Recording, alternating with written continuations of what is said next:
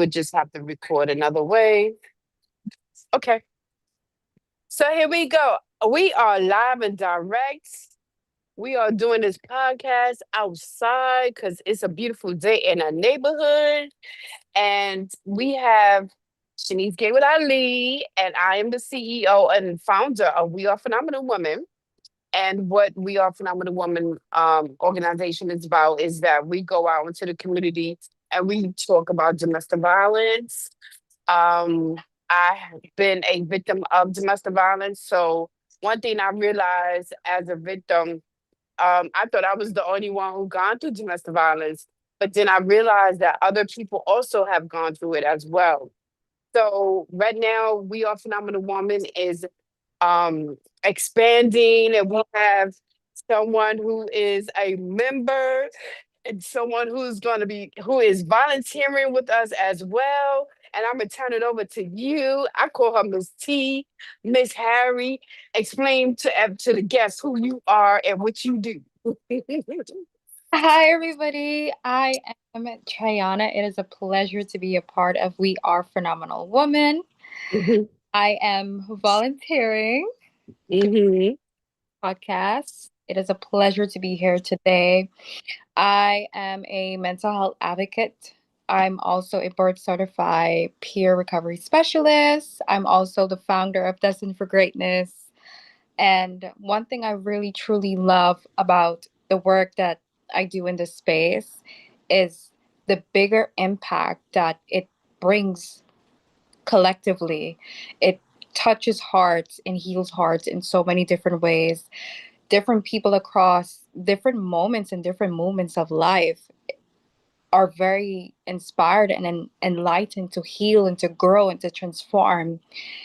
And it is such an exciting moment. Yeah.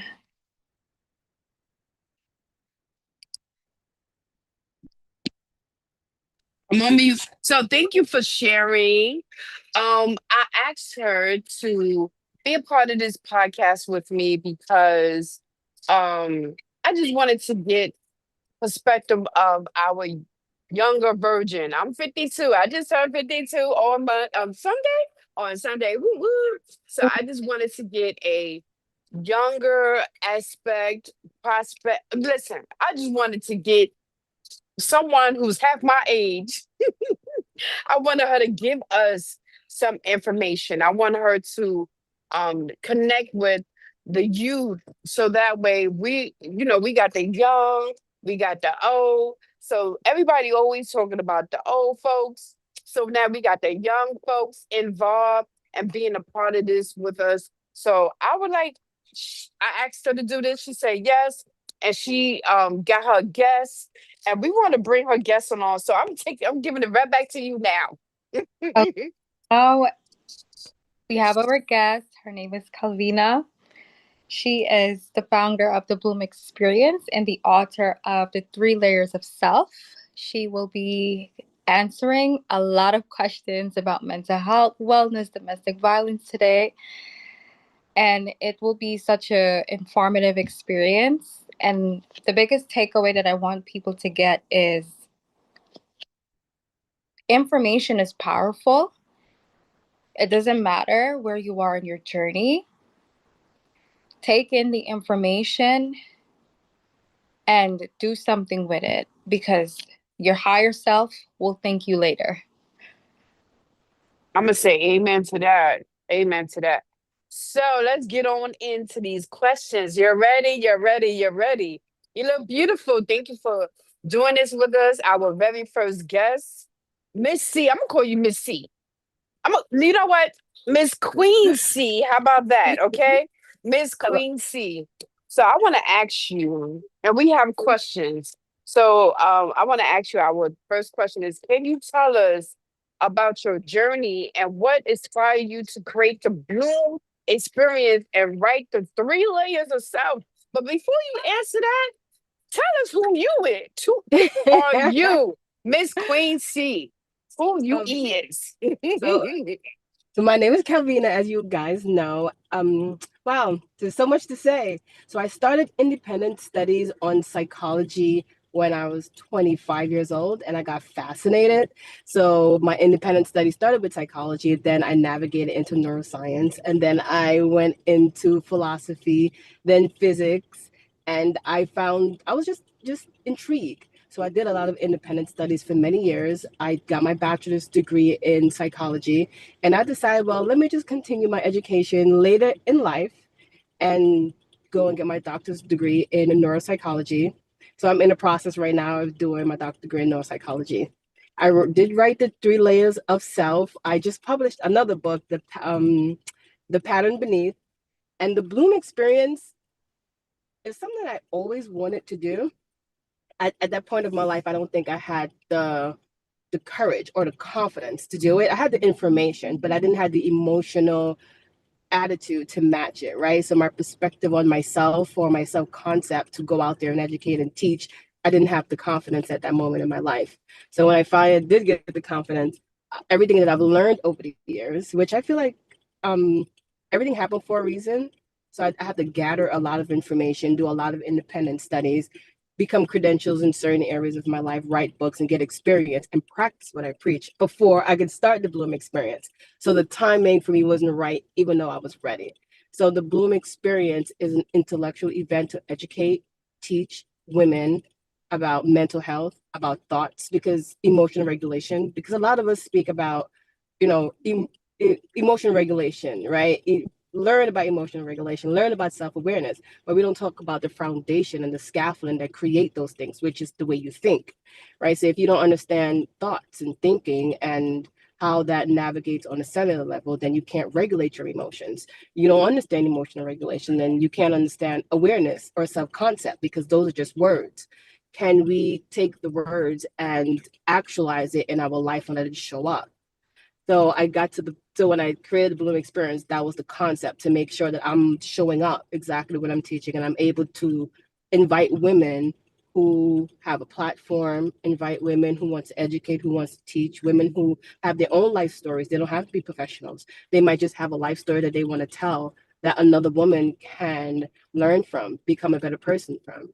So it's based on, educational platform, women coming together in the most healthiest way possible, right? So that was my goal with the Bloom experience. Yeah. Ooh, I love that because what also my organization does is we go out and talk to other people about healthy and unhealthy relationships Mm-hmm. because we don't, sometimes a lot of us don't know what is healthy because Mm-hmm. we're so caught up. We've been in our unhealthy relationship for so long. Mm-hmm. And I personally had went through an unhealthy relationship and I realized it started from home. Mm-hmm. So once I realized going to therapy and so on, that Mm-hmm. it actually happened at home, it's like now I need to unlearn this behavior that I learned from my mother.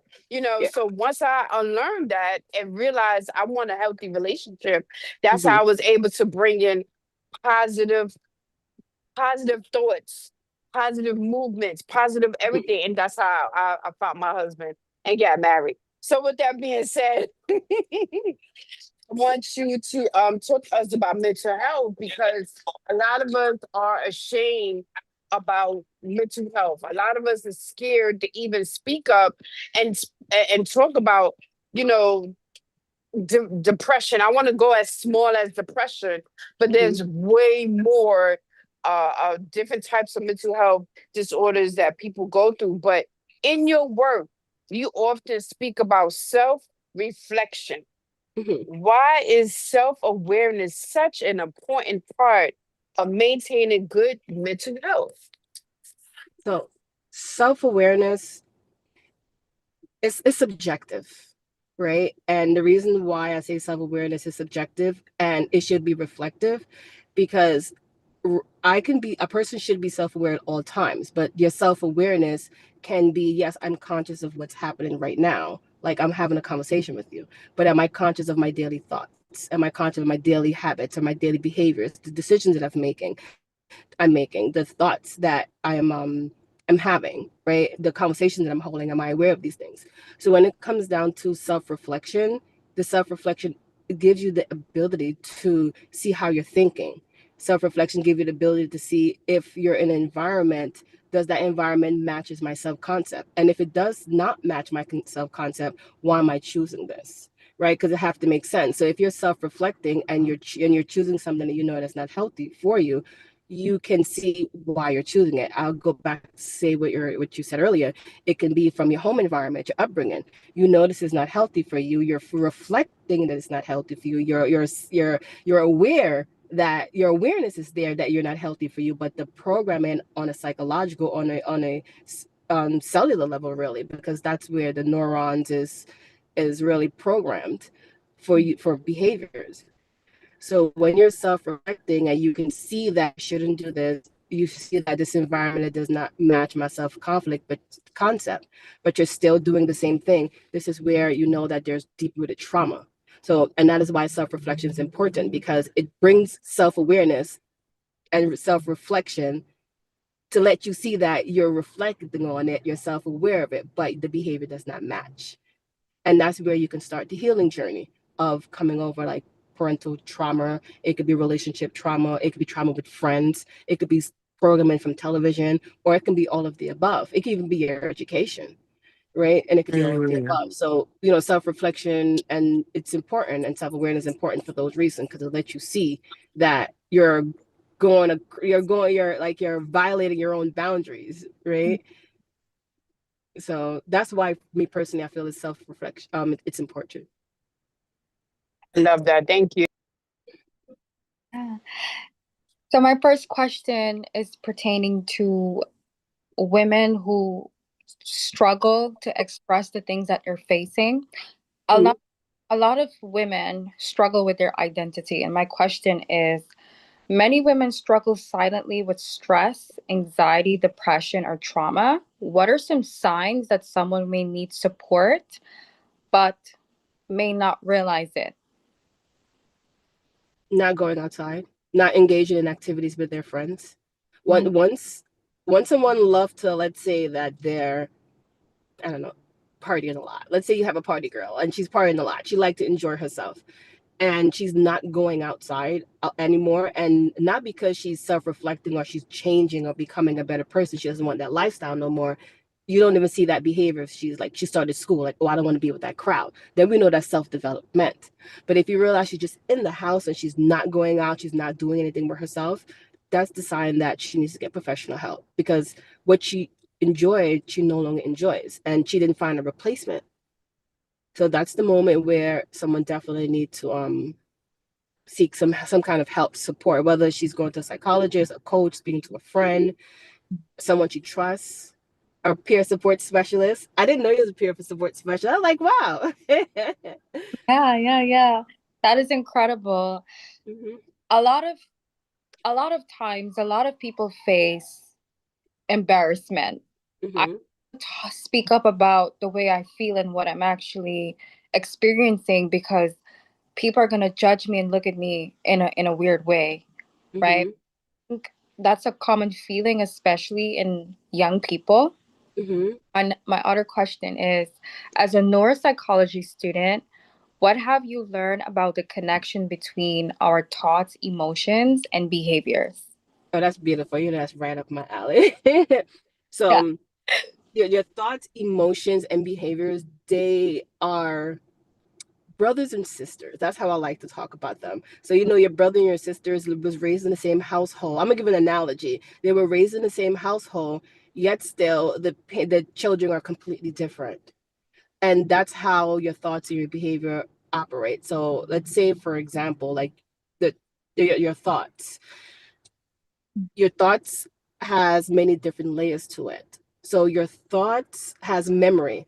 So right about now, I'm talking to you from memory, from everything that I've did my independent studies and from my education, right? So those thoughts are coming from there.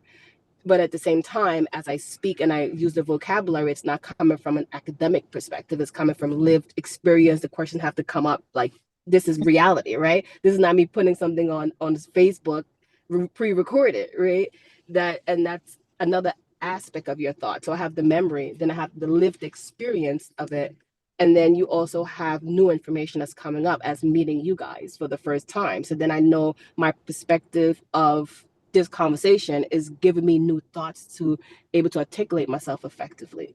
And all of this is going to affect how my emotional body is going to how the emotional body is going to express itself.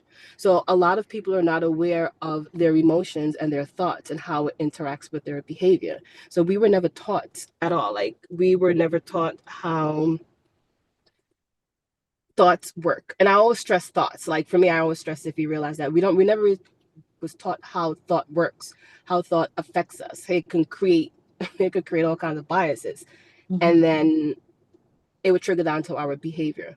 So every thought has a neurotransmitters that's attached to it, have a memory that's attached to it because it have the words that it's attached to it. So I'm gonna use an explicit word because it's always easier to remember. Someone calls someone a bitch in a certain culture, they're gonna feel offended because that word is identified with and something negative, right? So I'm going to be offended as a Black woman if someone outside of my race called me that because that word, which is a thought, right, but it's supposed to express an emotion.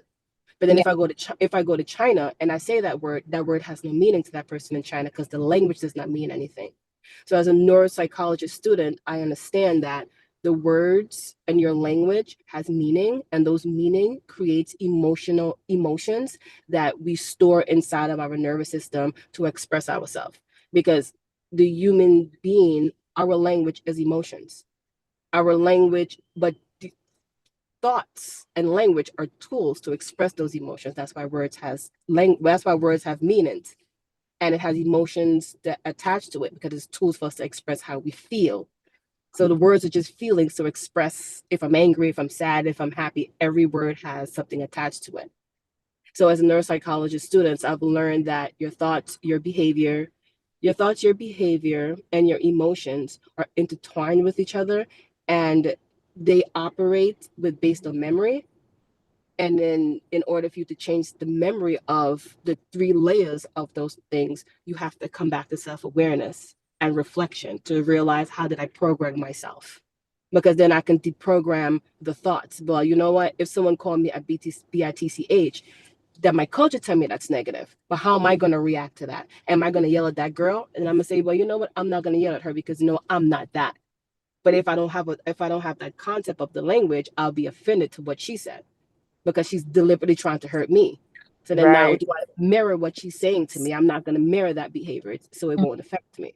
So I've learned that those Mhm. three components, and not just from being a neuropsychologist student, but also from self independent studies, Mhm. I've learned that those three components are very important to navigate this realm, to stay grounded, and also understand emotional regulation and also emotional awareness, because the thoughts comes along with emotional regulations and awareness. It's like one big happy family that's fighting, and everybody won the front seat, right? But somebody got to sit down. You know what I mean?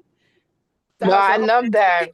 I yeah. love that because I often tell my people we have to start learning how to control our thoughts, right? Mhm.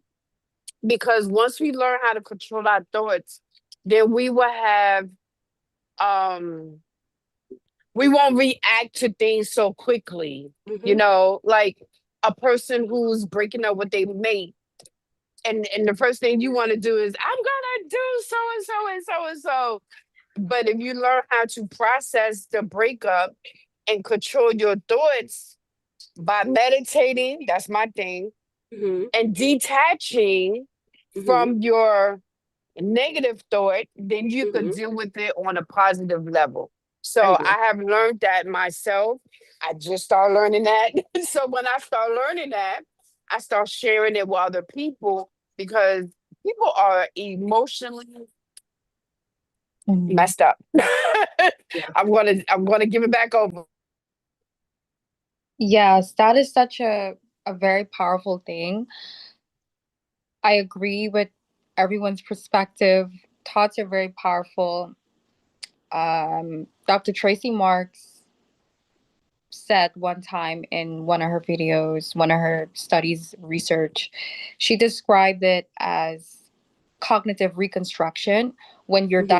dissecting ho- your state of mind, your thoughts, and how it influences your behavior and how to fix. Mhm. right? You have to understand your thoughts, understand the reason why you're feeling the way you're feeling, and Mm-hmm. isolate that negative feeling and attach it to something positive. And that makes a lot of sense because everything around us is triggered by our emotional, our Recorded. feeling, feelings, the things Yeah, that exactly. so the things that we listen to, the things that we touch, everything around us is triggering our emotions, and that is such a powerful thing to understand. My last question is, how can women begin the process of reconnecting with themselves after years of putting everyone else's needs first?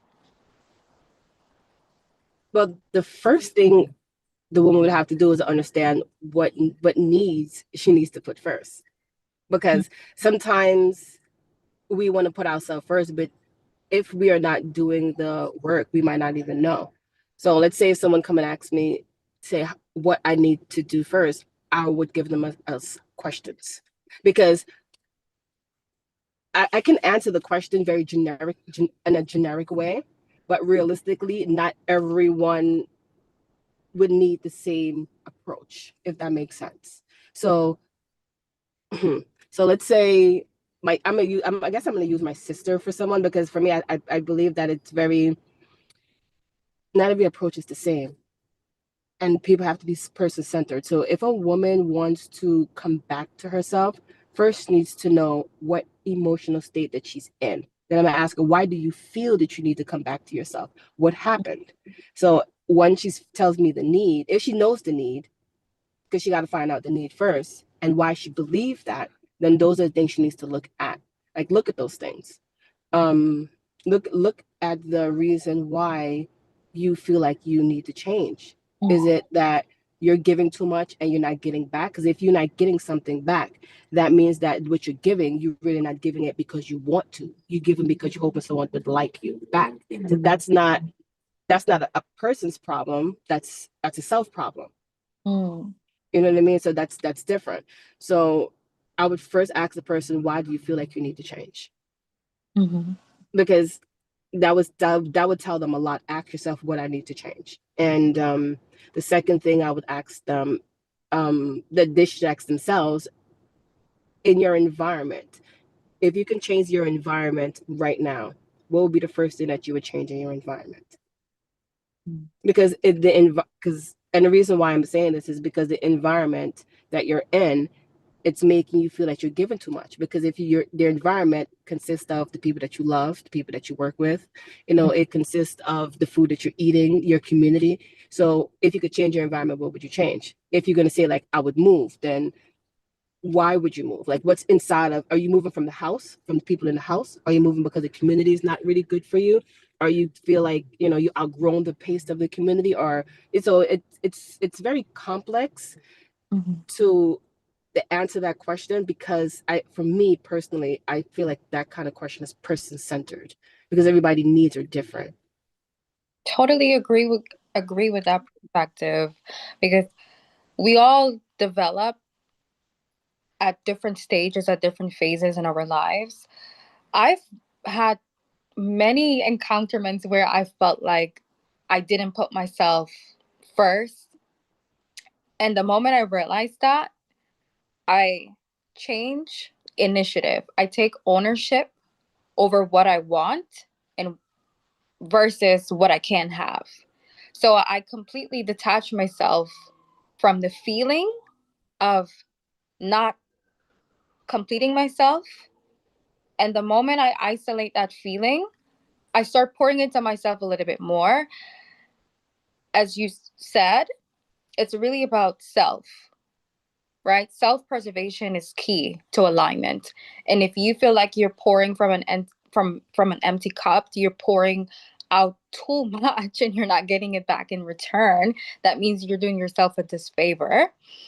And you have to come to the realization that this is something that you want to change. So I totally agree with that perspective. Yeah. Thank you for sharing. I love that. Yes, absolutely. I was just telling my daughter the same thing. She just turned 31 and she's like, she got some stuff going on and she's like, Mom, I want to move. And I told her, I said, You moving away does not solve the problem. Once you realize you are the problem, wherever you go, you're going to bring the problem with you. But if you learn that you are the problem and get the necessary help that you need to get, guess what? You can adapt to any environment now. So I told her she needs to work on her before she just get up and go, because that same problem is going to go with you everywhere you go. So, but when it comes down to domestic violence, people who go through domestic violence, they don't feel like they're the problem.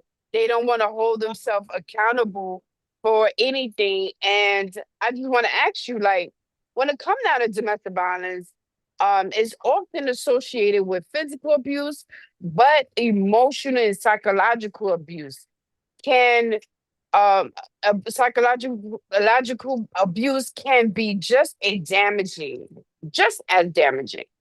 Can you speak about the mental health impact of emotional abuse? Yes. So emotional abuse and psychological abuse, it goes back to, again, I'm sorry about that. It goes, oh, it's my seatbelt. I'm sorry. I actually went to a funeral today and I'm on my way back to the repast and put my seatbelt on. So Safety first. yeah, so you know what? To be the physical abuse is actually less damaging than the psychological abuse, because I like to say things an example. If someone is pouring into us, because the body, the head and the body in the human being, it's empty. There's a lot in there, but it's constantly receiving information. So if you're with someone that you love and you don't have a self concept, because if you have a good self concept and you're emotionally regulated, if someone is telling you certain things, then you're not going to believe it. So when it comes down to physical abuse or domestic violence, when your partner is or a partner is constantly telling the person they're not good enough, you know, telling them, calling them names that is degrading or devaluing, that person tends to believe it, because the mind believes, especially someone that they love and they care about. So you're gonna become what that person tell you that you are if you don't have a sense of self. So the damage is really great, more greater actually than being physically abused, because somebody could break my arm and I can heal that. But if someone damage my self concept, it can take me years to healing from that. I can actually go into depression. I can actually go into psychosis. I can possibly go into depression to the point where I die, because I believe those thoughts. And when you believe those thoughts, your nervous system and your chemistry, your biology changes, because your cortisol level is going to always be high. So now you're changing your brain chemistry, right? You're also, not only are you changing your brain chemistry, but you're also reshaping how your brain adapts to the environment. And that is serious thing, because you can never come back from that. And you're going to need years of intense therapy that you may or may not come back out from it. You might need medication after in extreme cases. So when it comes down to verbal and emotional abuse, it all goes back to thoughts, man. It's unfortunate, and I stress this a lot. It all goes back to understanding how your brain works, how thought works, and how the mind works, and how it correlates with your emotions. Because if you can understand that, and you're in a relationship with someone that's abusive, if they tell you that you are not good enough, you're going to leave, because I know I'm good enough. So I'm not going to believe what you're saying to me.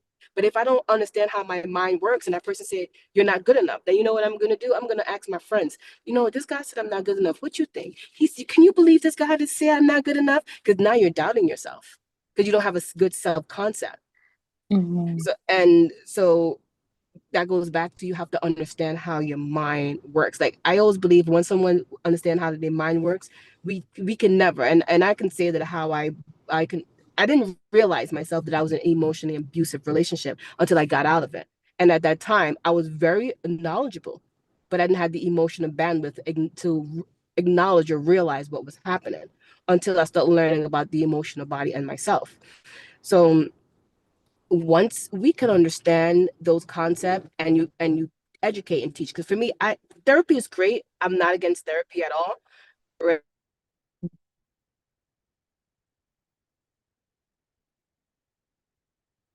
Uh-oh, we lost you just a little bit. She must be Right? entering a She didn't dead have to area. really go to Mm-hmm. therapy to learn what she's teaching. Mm-hmm. Oh, Yeah. yeah. We get back. Yeah. So what I was saying, like for myself, and this is west, you're supposed to go east. Oh, it's fine. As a I believe in therapy. I'm going to school to be a neuropsychologist, a clinical neuropsychologist. So I'm going to be in a clinical field. But my approach, where I feel with a lot of people, we need to be educated and not go through therapeutic treatment, because the therapist herself, she was educated.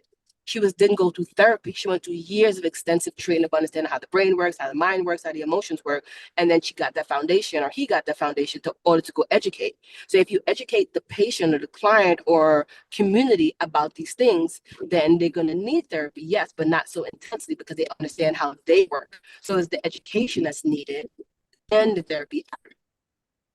Because if I educate the person, then it's like the same way you say, like, if you tell somebody how to fish, they would always know how to go and fish. But if you give them, it's just saying like that, right? So you have to teach the person the foundation. So then when you're giving them the therapy skills, then they know what I'm saying and they can understand the language. So I hope I answer your question, because sometimes I feel like I'd be going so in depth with it. And that makes a lot of sense. you know. So yes, for domestic violence, the person definitely a lot of self-concept. They need to create a self-concept, and the therapist can't do that for them, or I won't be able to do that for them, because that it creates a dependency. Mm. It creates a dependency, and the person who's providing that information, if they're not a healthy person, then they will want the dependency and want to keep that person keeps coming to them, maybe for financial reason, maybe for comfort reason, because they're not given that the tools. So for domestic violence and emotional awareness and the behavior for a person, they need the tools of understanding their self. They need to understand their thoughts, because you can't run from your thoughts. You live with your thoughts. You wake up and you got a thought. You go to sleep and you got a thought. The thoughts are sometimes waking you up, right? So if a person could understand that, then they could understand themselves. No, that's true. That is so true. Your thoughts will wake you up out of your sleep Wake you and out to have sleep. you like tripping. I understand. I went through domestic violence at the age of 18 and I didn't get out.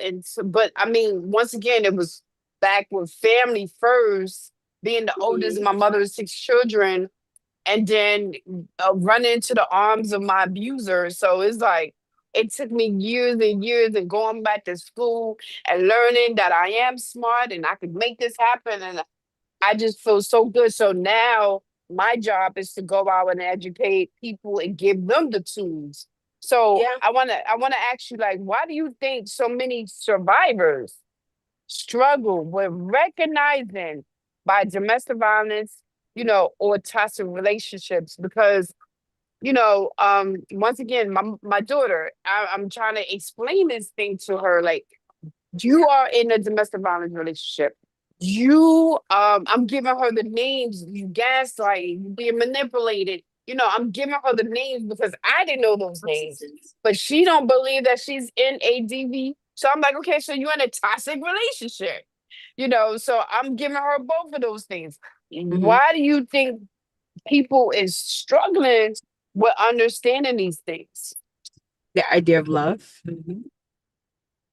Is the idea of love, because when you meet someone, we all do it. Sometimes I do it. I'll be like, look at myself, like, girl, look at you. We create this person, and I think every woman or probably even man been through an experience where you meet somebody and we create an idea of this person. And because we create that idea of that person, it goes back again to our thoughts, and our thoughts create images, and that change the biology. So if I think this person has these beautiful qualities, even though he or she is abusive, then I can't see what the person from the outside see, because biology, chemistry, my brain is producing a whole bunch of oxytocin all the time. That love hormones. And if I'm producing all these love hormones, I can't see what you can see, because biologically, I'm not there. I always feel good. So that person could be beating me up, but I feel good. And then it becomes a pattern. And then that pattern becomes part of relationship that seems normal. And until the person understand what a normal relationship is or identify what a normal relationship, and it's unfortunate that our culture does not do that. You gotta see like go here, like see around here. Like it's unfortunate that our culture highlight toxic relationship. If we look at all of like the love and hip hops, like the videos, like we don't really see what a healthy dynamic relationship looks like in our community. So if I'm finding someone and a lot of people glorify toxic relationships, because they're like, oh, I'm toxic. We see it all the time with the young people, even some women like in my age, because I'm 43. So they'll say like how, oh, I'm toxic and they glorify it. So if I meet someone now and they're identifying with the social norm, and then I have someone healthy that's telling me, but this is not normal because they don't identify with the social norm of what a relationship may be, it's going to cause conflict. And then I have all these emotions, these not the emotions, these chemicals, the oxytocin flowing in my head, and I see this person is beautiful, this person look good. There's nothing that no one can do or say that can stop me from making that person feel good until that person make me feel bad. Mm. And that's when it changed. And I see it a lot also. And it's Yes. unfortunate. It's like a cold. You know what I mean? Like you have allow the cold to run its course. Yep, that's all you can do. So Yeah. Queen T and Queen Yes. C, I want to say I super duper appreciate it. I know we're supposed to start at 8, but things happen and we trying to figure all this stuff out. But I would love, love, love for us to do a part 2 because Yes. you I'm are a bowl of information, and I definitely need us to continue to have this conversation. Um, tonight is a basketball night, and everybody's outside. That's why I'm outside. So I wanted to know if it's possible we can have a part 2, and that way I will be inside and it would be a little better. So, what are your thoughts on that? That sounds great. I also yes, that sounds great. Mm-hmm. Go ahead. I totally agree with both perspective. When it Yes. comes to healing, healing starts with your identity. And if you don't have a sense of understanding of your identity, you're not going to fully engage in the transition that you really need to experience. Think about it like this. When you have a wound, you have to cleanse the wound, you have to treat the wound. When you have a cut, you don't just put a bandage over it. You treat the cut, and then you secure it. A lot of the times people find themselves in unhealthy relationships and dynamics because they're not looking at it from, I need to change me, I need to heal me. They're looking at it, I need to surpass everything else and just change. Like, for example, your daughter, she's experiencing something and she wants to change her location. That's not how it works. You have to do the deep introspection to get to where you need to be, but it starts with identity and self-awareness. And as I was teaching previously, I did a video and I said a lot of people think that they're self-aware, but they're actually not self-aware. You have to take ownership over the situation by putting yourself in the position to be accountable. Self awareness doesn't mean, oh, I'm aware of it and that's it. Self awareness is really about self accountability. And I don't think a lot of people understand this concept. So, in terms of like healing from domestic violence situations, it starts with your identity. And then from there, it opens up doors for you to understand the layers of yourself, because everything is about self. And if you don't have the self awareness, you're not going to get to the place that you need to be. And that's why a lot of people end up in trauma bonding relationships and situationships. Oh, so on that note, wow, that is something that everybody should definitely sit back and think about. I definitely appreciate this conversation. I am recording this If it's not on YouTube, it will be on to YouTube, and I can also send it over to you so you can go back to it and listen to all the great information that we have given to people. But I see FDNY out here. That's why I keep looking over 'em. I don't know what's going on, so Are I'm you going to on get out of Facebook or Dodge. Instagram? I am on Are you on Facebook. Facebook or Instagram? Yes, I am on Facebook. What I can do is send you the information. Yeah, but otherwise that, thank y'all so much for being a part of this. I gotta keep my eye on my awareness in my environment right now. Because I want to make sure I'm safe. So thank you, ladies. This was really, really good. So with that, I say peace to everybody. I hope everyone was able to get something from it, and we will definitely have a part two. So I'm going to stop the recording a second.